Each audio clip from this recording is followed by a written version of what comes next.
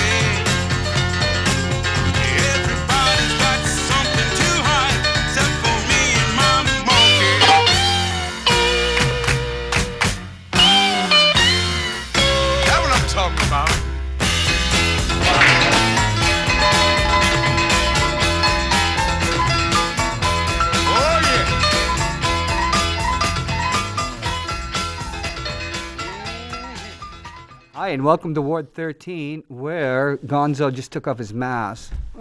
Well, I've already, what would you call it? Mopped the place down. Yeah. So I'll take mine off too. We'll be wearing a mask for hours and flying out to New Mexico in a couple days. I'm not a fan of the mask, but I'll definitely wear it when I have to. And, see the banner? Yeah, good job. Yeah. See my shirt? Oh, there you go. Yeah. Yeah, John Lennon was definitely, I was a little too young for him, but he was a hero, even though he was Why don't you? What's that device you have next to you? It's my juice. What? Oh, it looks so bizarre. Oh, you're bizarre. Well, it looked bizarre. It looked like a bird. You're Bring a- it back up. It looks like one of those bird feeders. You're a bizarre device. Boy, even your hat is covered with paint. Yeah, listen, you pick the artist. Well, you wanted to talk about John Lennon. Yeah.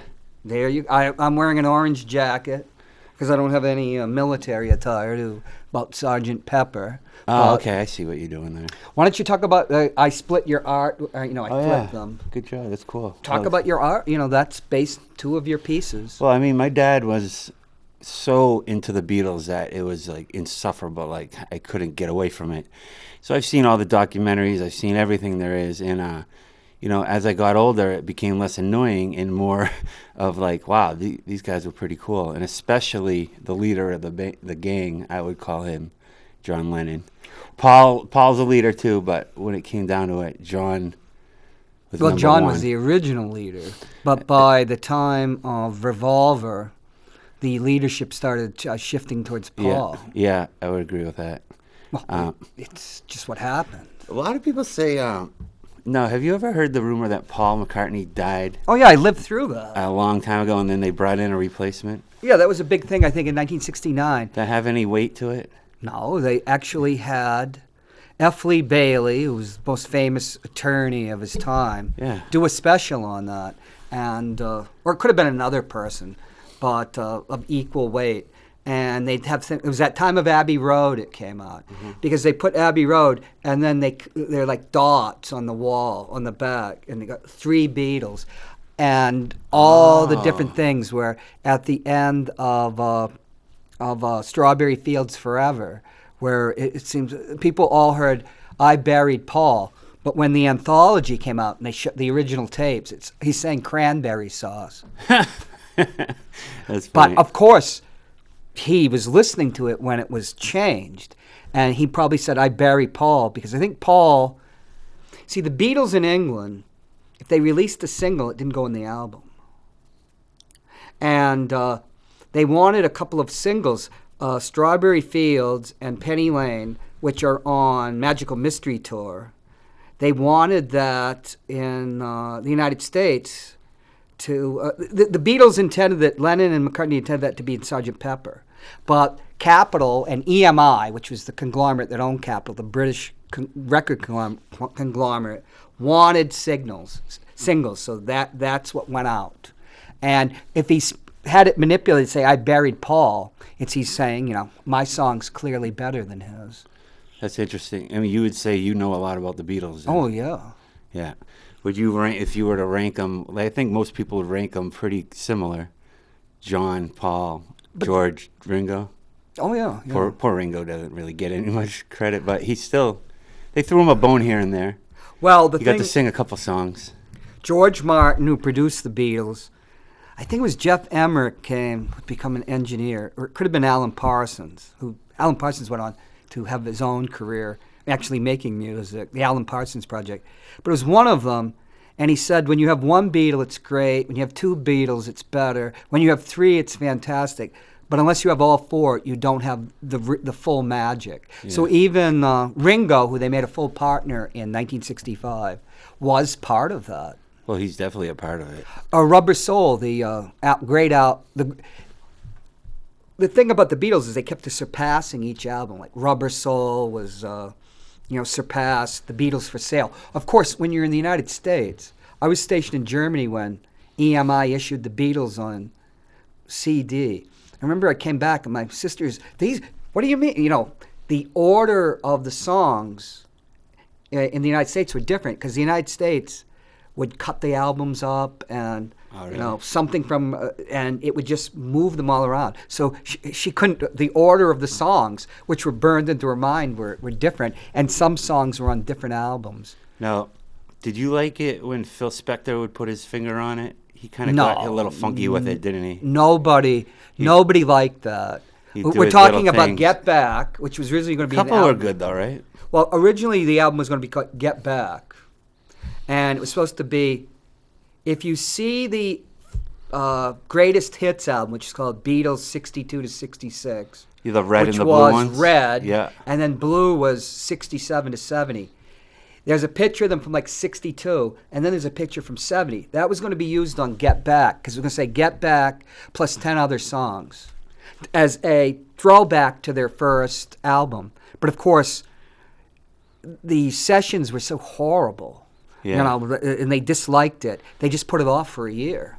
Now, Get Back, was that the song they played on the roof? Yeah. Yeah. That And, was cool, huh?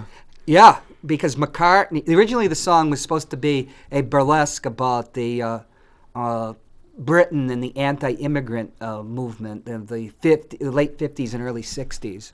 And the lyrics were going to be satirical, although I've never heard an actual cut of that.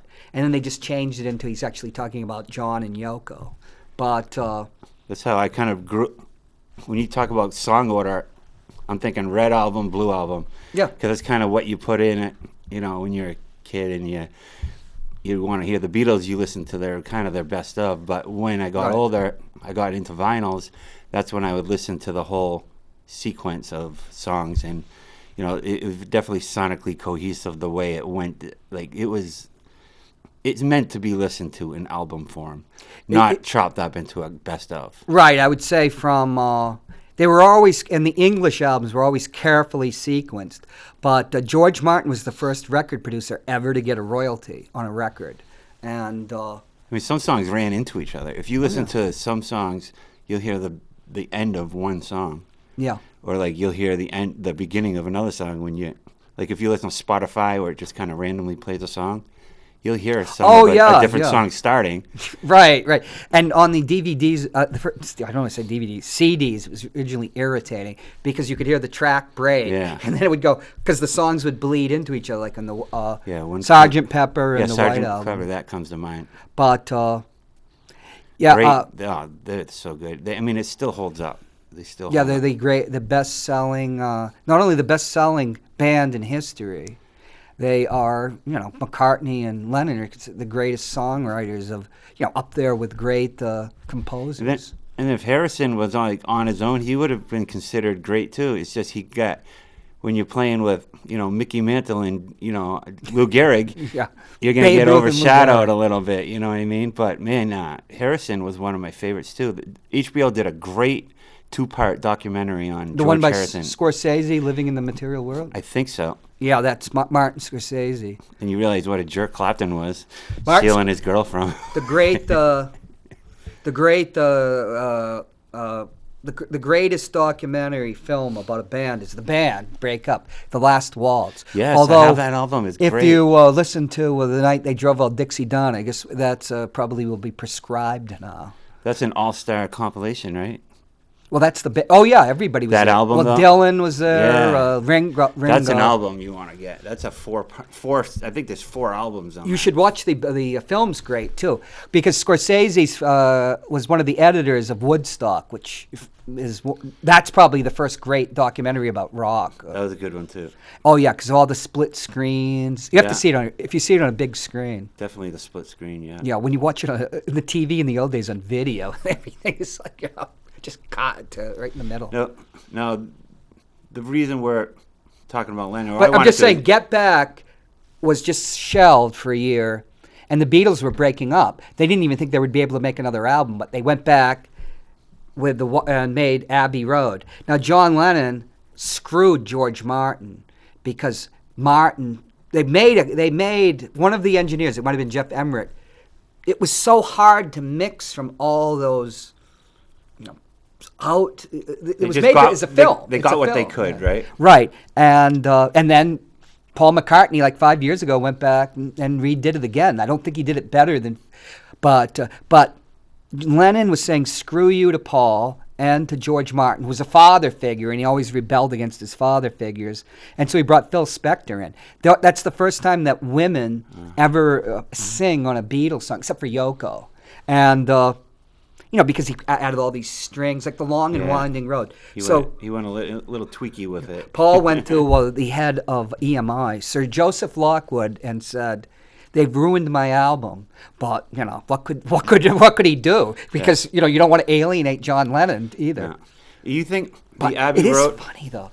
I hate to say it, but when you're listening to it became Let It Be, which was at the Bedford Mall and played for months, because movies used to play for months. And that won an Oscar for, best documentary film, Let It Be. But if you listen to the sequencing on Let It Be, you have like outtake, like John's just catatouching, like a Rolling Stone and stuff. And then, I can't remember, but he does a little boy's voice. He says, that was Georgie Wood, and now we'll listen to Ark the Angels Come, and then it becomes, Let It Be, because he's like insulting the song. But it's really funny. What is like, I am a pygmy. What is that? What is that? Well, that starts, it's just, they had 90 just hours. Goofing off? They had 90 hours of filmed music. So the Abbey Road album. Abbey Road. More iconic images of walking down the road. Oh yeah, that's so famous. Is there like hidden meanings behind that? Like, they said John leading the charge. Paul's barefoot. Like, what's up with that stuff? Well, the whole thing they said was during the Paul sequences, John is dressed in white because that's Yoko's color, and so he's supposed to be a priest. Remember, in England, an Anglican were Protestants, but they call them priests, even though they get married. And Paul's the one barefooted because he's being buried. Yeah, that's what Ringo I thought. is the mourner because he's all dressed up in black, and George is in his what my mother would call dungarees in those days, and skinny jeans. Well, blue jeans and a work shirt, what they'd call it then. So he's the Undertaker, but it's just coincidence. Is that folklore? Yeah, and then there is a VW and has a license plate, and they say it's 28 on it. They said, well, Paul would have been 28 if he lived, except when they took the picture, he was 27 because he was born in 1942. Oh, wow. So it's just coincidences that were blown up in people's minds. It's like Donald Trump, he blows everything up. Who knows, in that fevered mind, he might believe some of that stuff. But it was fun. In the Imagine documentary about Lennon, he has this guy kind of squatting on his land, and he brings him in to feed him. And the guy's like, that song, man, what's that about? He's like, it's about nothing. It's about nothing. They're all about nothing. I'm glad it means something to you, but it literally doesn't mean what you think it is. Like, people just ran with it. That's true, but so they're really, all the meanings and stuff, they're really not meanings. They're just songs they made. Well, the thing is John, as an artist, is just throwing you off, though. Yeah. Most artists don't like critics, and they don't want to explain. It's supposed to be there. But John was completely affected by, is influenced by Bob Dylan, who won the Nobel Prize for Literature, which is extraordinary. But if you live through the era and know what Dylan's great, you wouldn't have become John without his influence, because he was and look what Dylan did. Everything's like cryptic. That song, you got to hide your love away. That's a very big Dylan influence. I feel like. He even talks about that. Was like his Come first Round, Dylan All You song. Clowns. And the movie about Dylan in England, 65, Don't Get Looked Back, shows them together. But John was very uncomfortable with him. He became a great friend of George. They were friends till the day George died. Now, John was a notorious heroin user.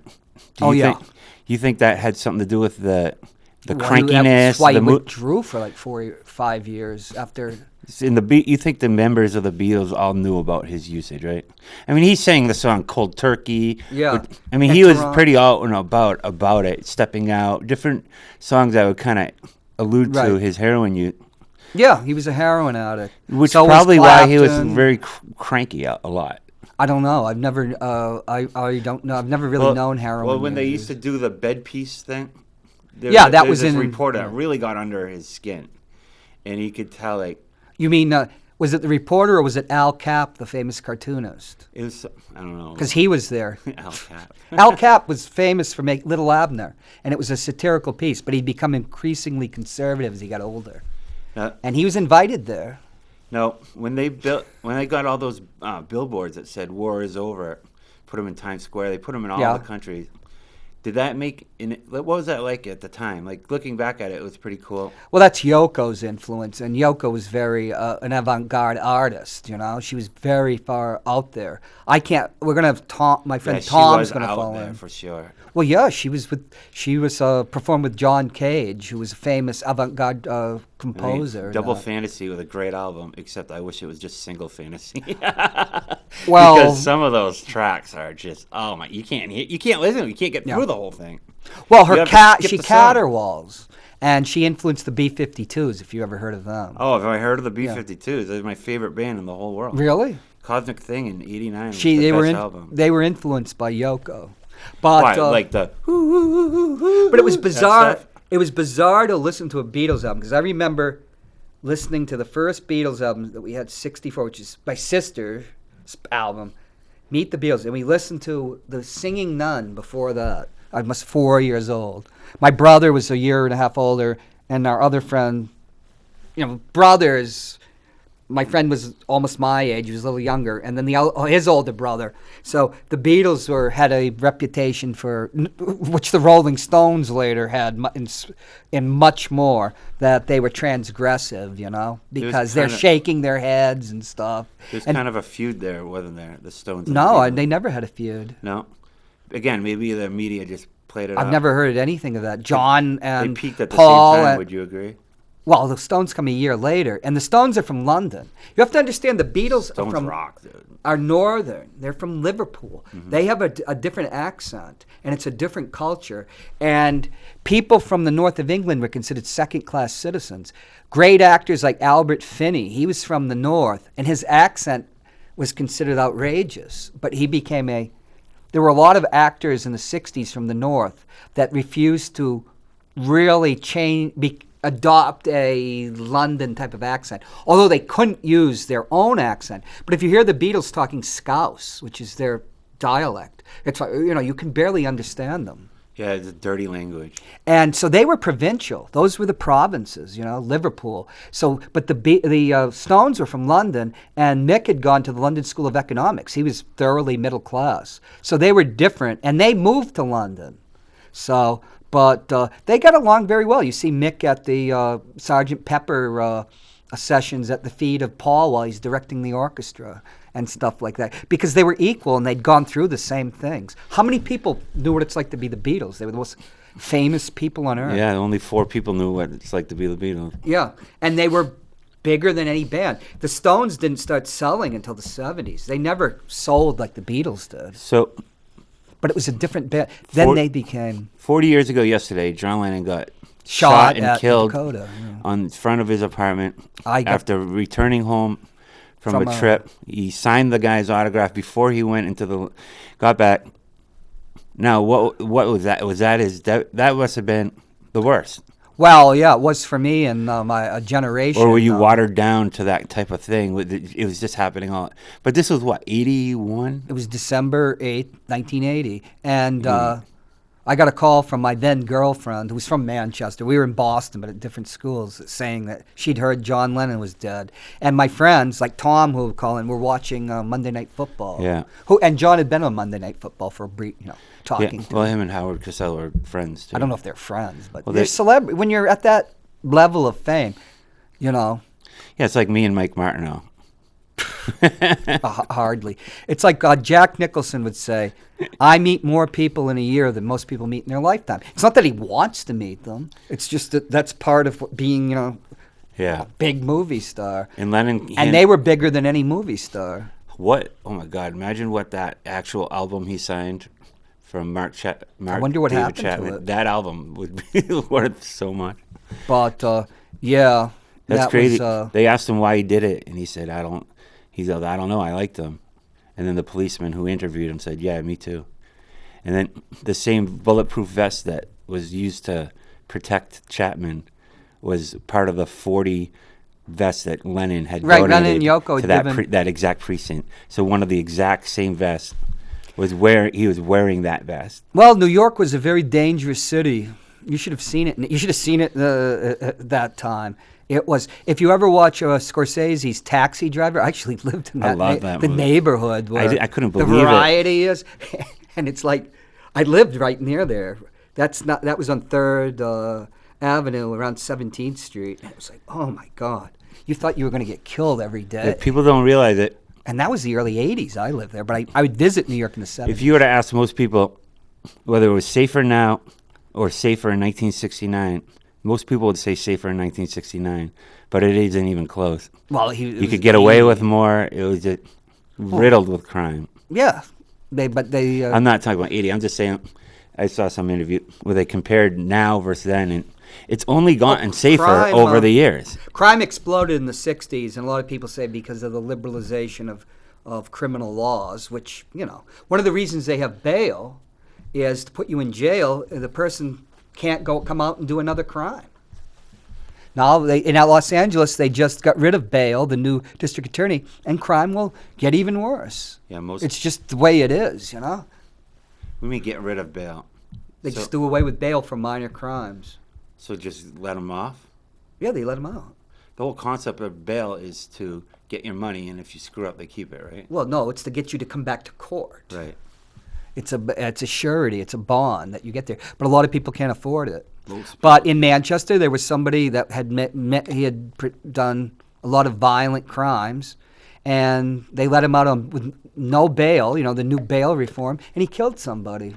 Yeah. Somebody that I knew, and somebody knew that person. Ironically, the person that knew the person that died was an advocate of bail reform. I said, you see the consequences. But, people, when they have ideology, they can't handle stuff like that. Sometimes it takes something. That's the trade-off. Sometimes it takes something close to home for you to get on board and realize what's really happening. During the Clinton era, they poured $1 billion. The federal government poured $1 billion into New York and bolstered the police department. Now, and then you have the tide, the shift goes in and it goes out. Now back to Lennon. Would you say that? But there was big criticism of people thought he should never have left England. I mean, he moved to America because of Yoko, but England in the 70s was almost a battleground. Unions were battling. Do you think he was out and about too much?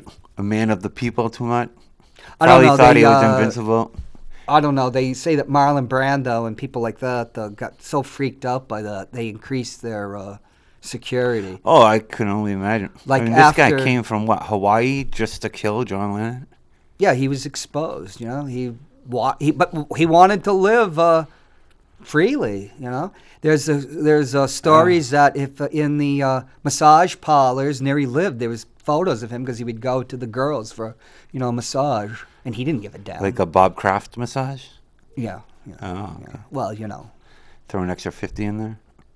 He's a creative. He's an artist. Yes, he's an artist. He needs his release. Right? Artists get away with everything. I'm sure Yoko probably didn't want, after he got off heroin and was potent again, she was a mother and she was old. Yoko was she was the most 7 years outspoken, quietest person you'll ever hear of. There's not many. She was hardly. She was stubborn, but she's mild spoken. You don't see her. You don't picture her screaming and yelling, but man, she had John whipped like a puppy sometimes. I don't know. I was never there. Well, just from the material that I've read and stuff like that. Well, some people complain that she controlled him through his heroin addiction or by supplying him with women. Well, whatever it takes. Whatever gets you through the night. Well, see, that was done without Yoko's around. He reverted to who he had been. And did they break up for a period? Oh, yeah, 9 months. We ran off. He went to California. Good for him. And, so some oats. With his girlfriend, who was the secretary. Oh, yeah, he got into all sorts of trouble, fights and stuff. It's just not hard getting girls when you're John Lennon walking around L.A. Well, you usually don't do that. The Beatles always used prostitutes to avoid rape charges. Expensive ones. Charlie Sheen said about prostitutes. Well, why besmirch John Lennon by talking about Charlie Sheen? I don't pay prostitutes for sex. I pay them to leave in the morning. Well, you do it because of the legal cover. And you do it because they won't call your wife.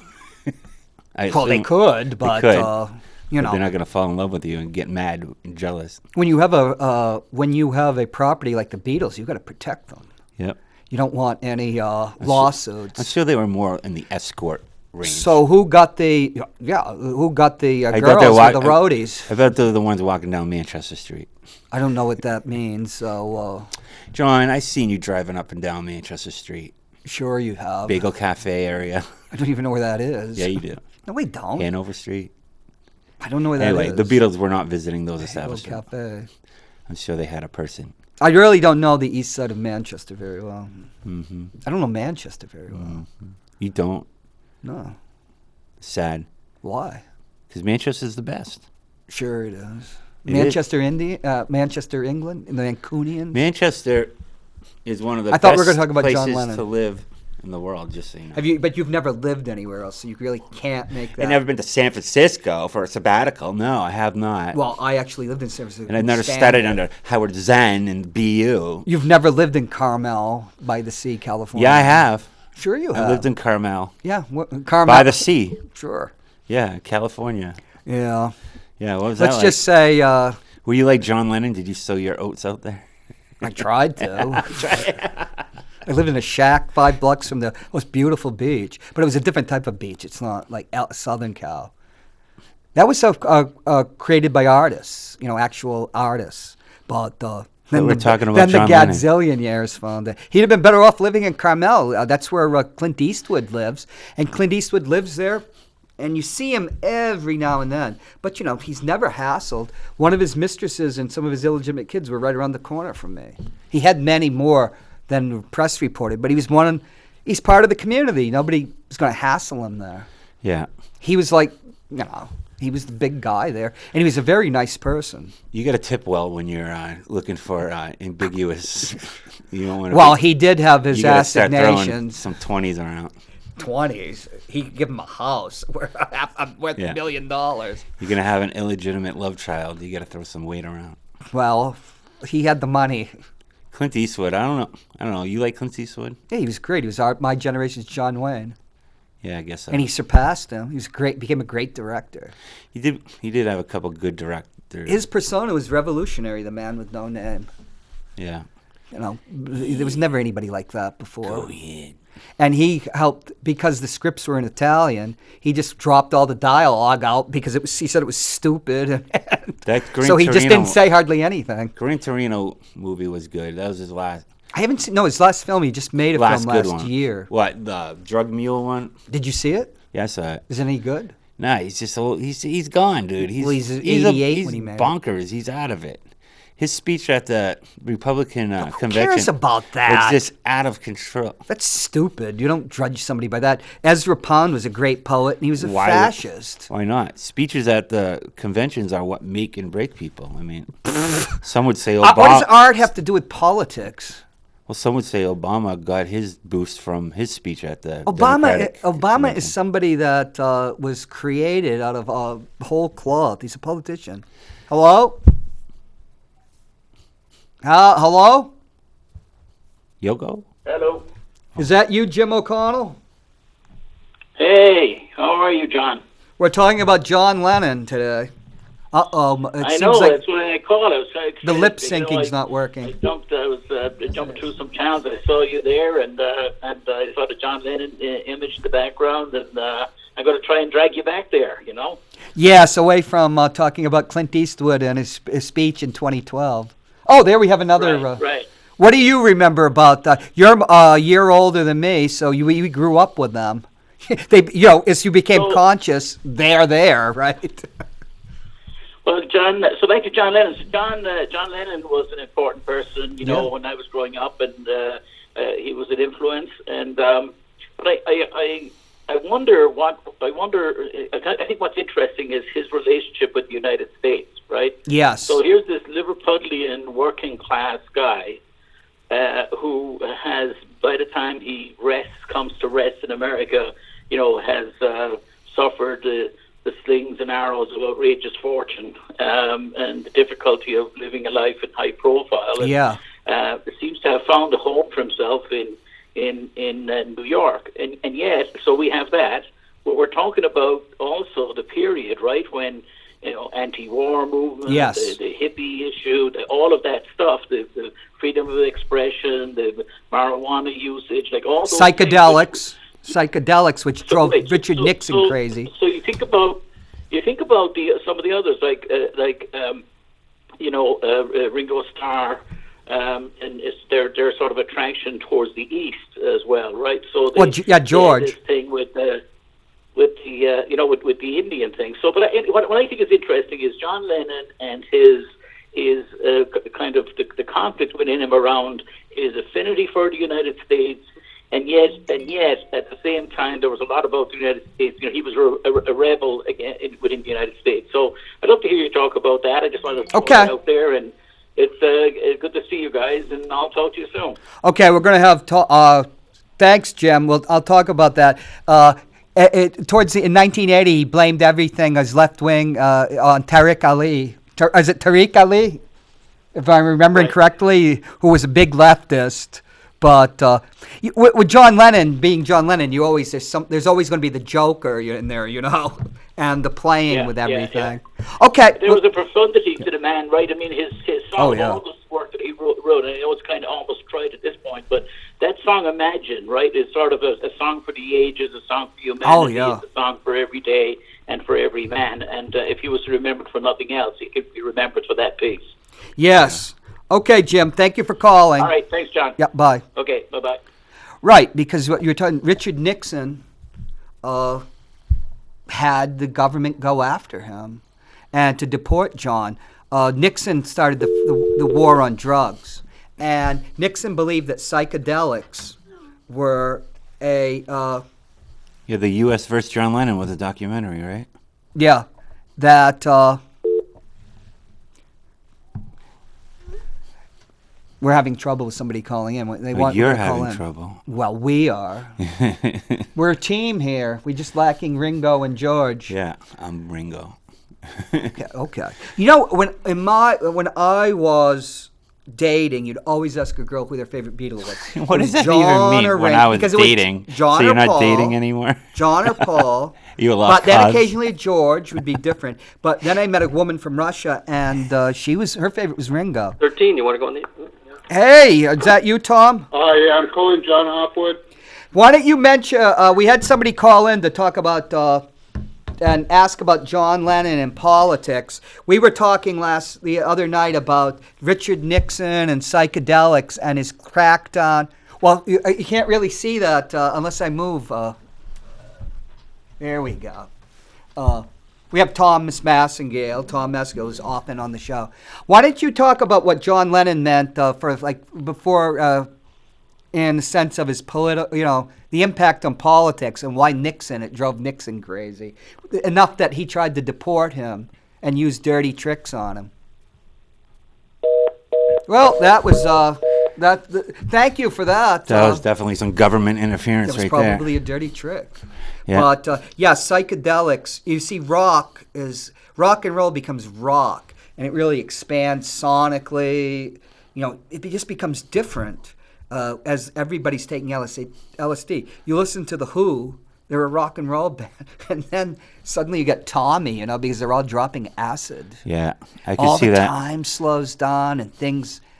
Yeah, you have Jimi Hendrix, of course. It's a very enlightening thing. People say it is. I've never taken acid. Well, you should. I never will. Maybe you could start dating again.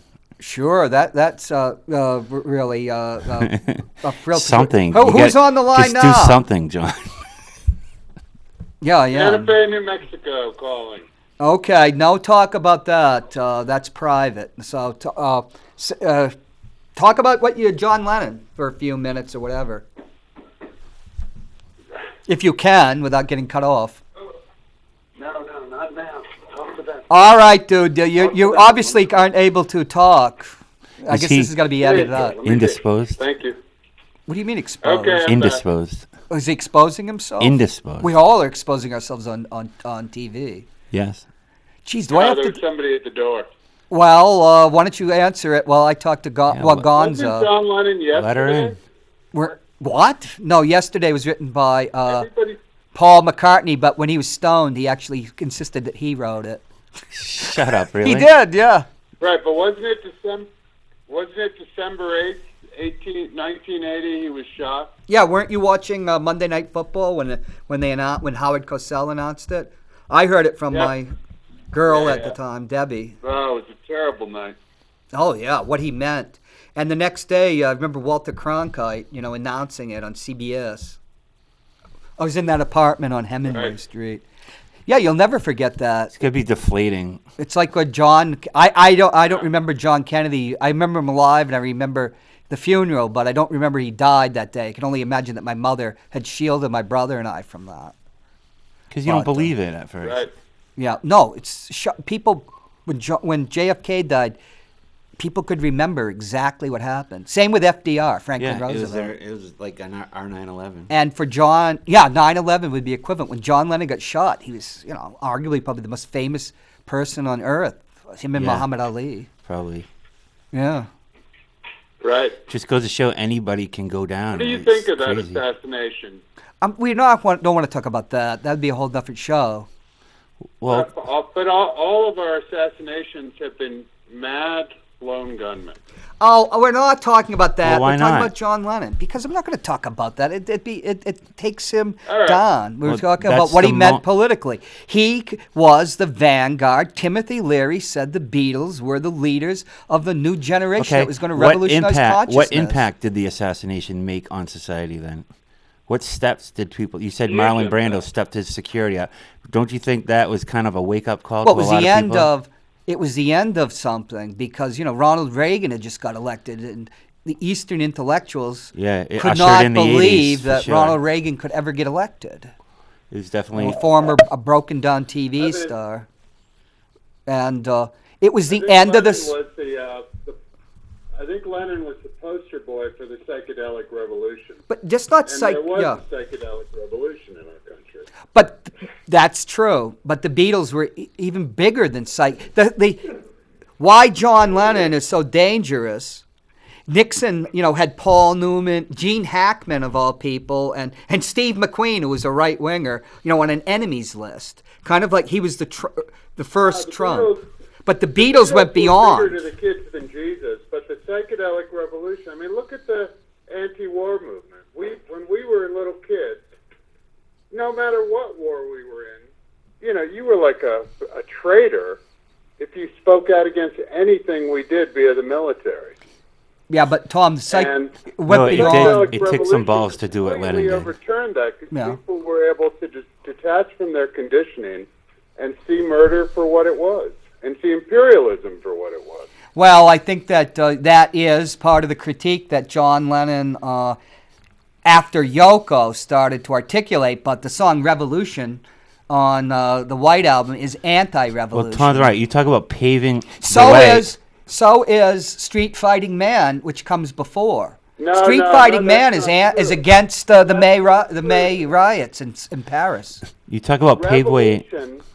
Revolution. Revolution is a song that spells out correctly, which came from his psychedelic perspective, that it wasn't the external world, because the external world was a projection.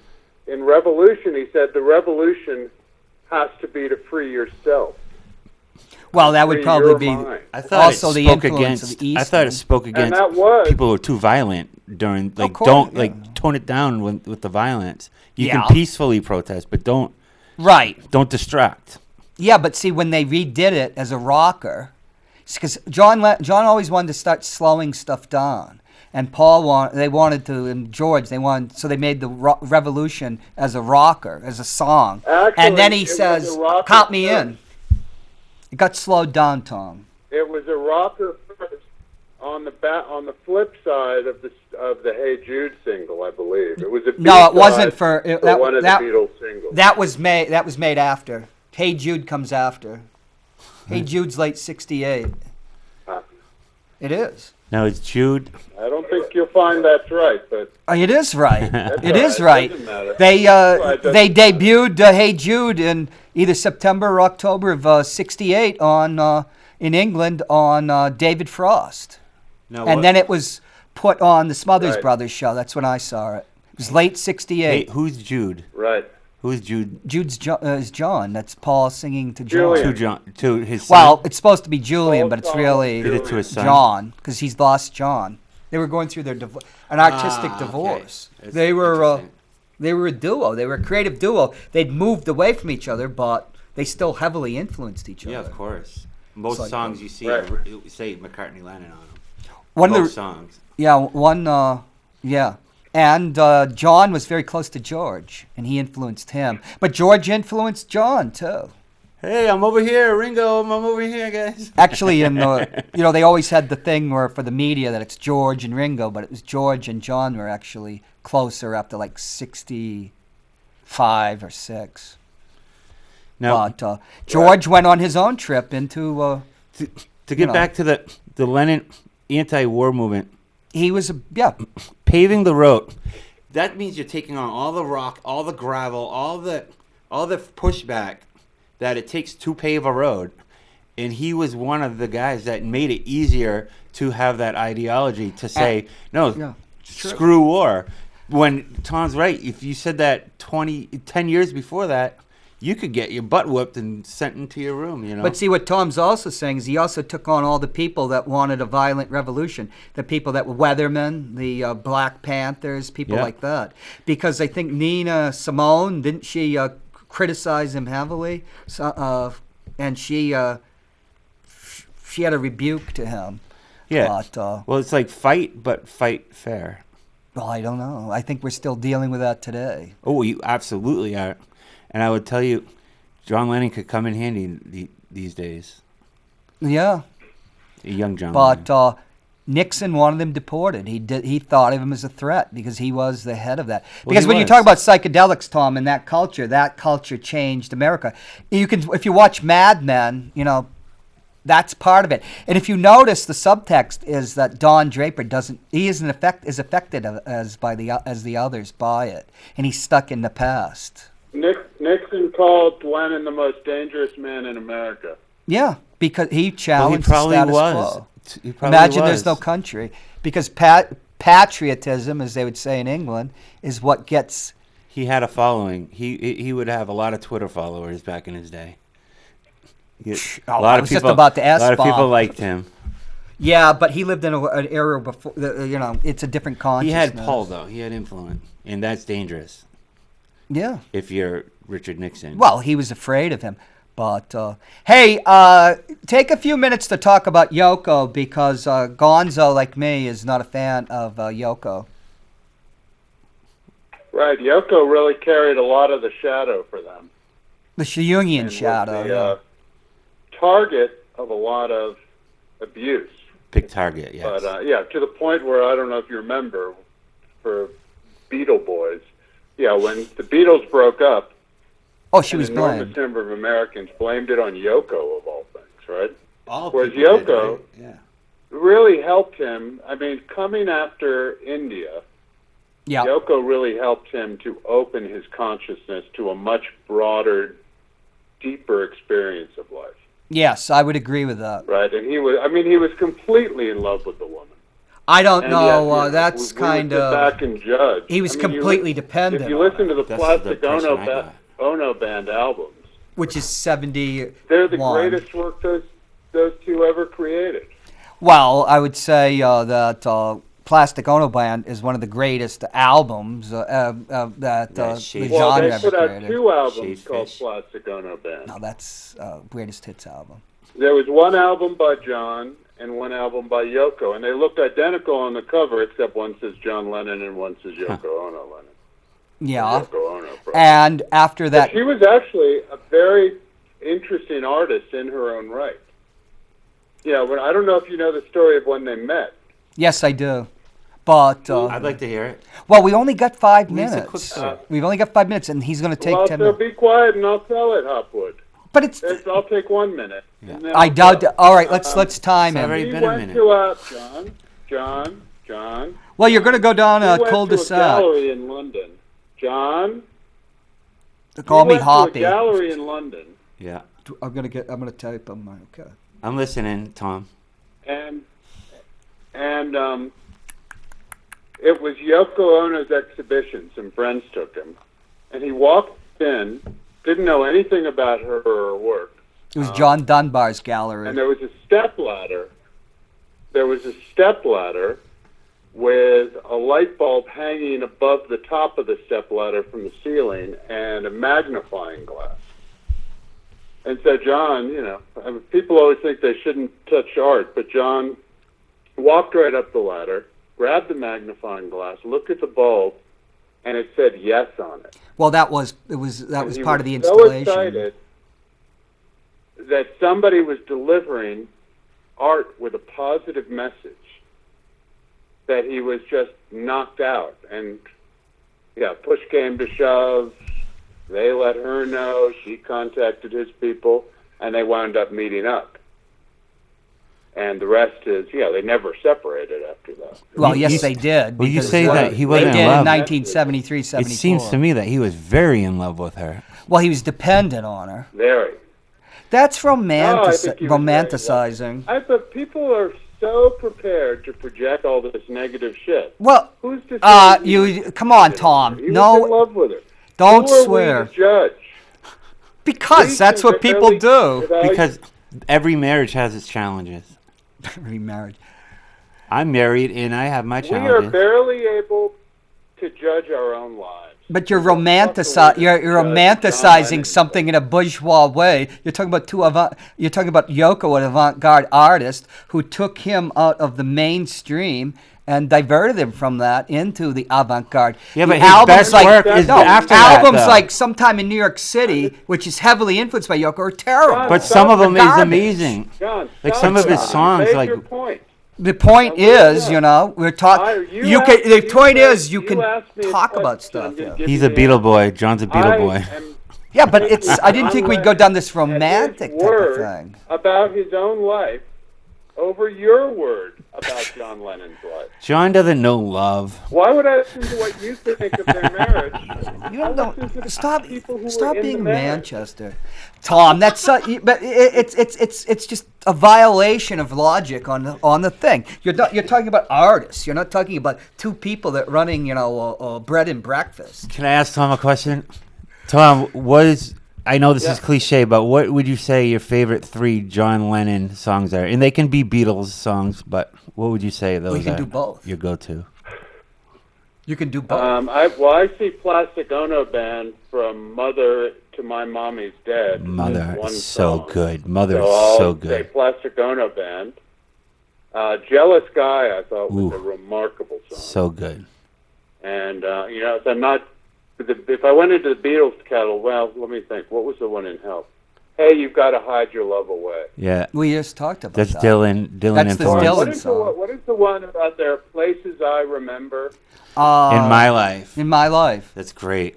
where they use the In move. My Life. Oh, what a song! See, when I had my son, But I say, with Beautiful with and Boy. without you. Beautiful Boy That's really George. stood out to me. Do you like that song, Beautiful Boy? Yeah, it's a nice song. It means more when you have a boy, I think. It kind of, like...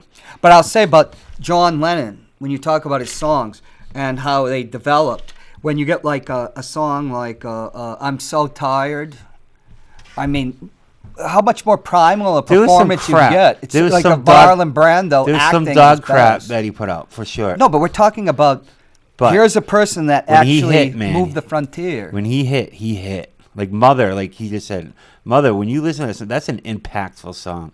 You had me, but I never had you. That's crazy. Like, Oh, it's it's deep. you're looking into the psyche of somebody. That was after he was doing what is it Mama, called, well, Rolfing? That was when he was doing Asked Out in California, or some. Yeah, there was analog Rolfing. to Asked Out in California. What about you, John? Yeah, you looked really into what are your- hell there. What are your 3 favorites? Well, it would be hard to do that, but like a song like I'm So Tired is such a bravura performance. And when it came out, there's nothing like that I'll have in to listen to that. rock music or popular music. It was just, yeah. What about And what's the one, Your Blues? And then there's the version with him with Keith and Clapton, too, from the Rock and Roll Circus. how about Shake It Your Up, Baby? Blues. He goes crazy on that. You don't realize how You're Twist talking and Shout. about- Like his, Yeah, but that's a cover song. just his screaming on it, though. I never heard him Yeah, scream and like that. in like my- on Money, too. Yeah, I never heard him scream like that. Those were taken one shot. Those were like live performances virtually back in '62. Yeah. Two of Us. That's I thought Two of Us was a lovely song for him and Paul to share. About yeah. That's their lives. they wrote that song back in like 1959 or something. Jealous Guy is so good, though. Just that piano Isn't that intro. incredible? Yeah, but And There's yet so many it gives songs. it so much meaning when they recorded it. Think about the song I'm listening to lately, She Said, and I was talking to a Beatles fan saying, it'd be more interesting In the closet, I told you. to switch In it the to, we can hear you Closet in the talking. office. Are you talking to the dogs? Yeah, I know. I'm trying to keep things quiet. All right, we're going to say goodbye to you because we only have a few more minutes. Excellent. Okay, thank you. Okay, you guys. And stop romanticizing Enjoy. John as a bourgeois, you know? You know, if he started a band and he had another member named Water, it would be Massengale and Water. What? You're an ass. The douches. I'll make sure you send me it so I can edit it and we can send it out that's FDA without. That's FDA approved. That's I like my own juvenilia. Yours is challenging. You need some metal on your shoulders. Some. You need to bling I've up had that jacket. metal on my shoulder. I've worn the uniform. You've blinged it up. Need it. Oh, I'd love to see that. We never really got to the politics or the songs. Why don't we? Do you have Zoom? Do you have the Zoom app? I don't know. Is that like Skype? Well, it's better than Skype, I think. I don't know. Yeah, I can download it easily. I have an eye. Yeah, it'd probably be better to do a Zoom and not. I'm just afraid of what you might say. Oh yeah, and unfiltered. Forget about it. You don't want that. I need restrictions.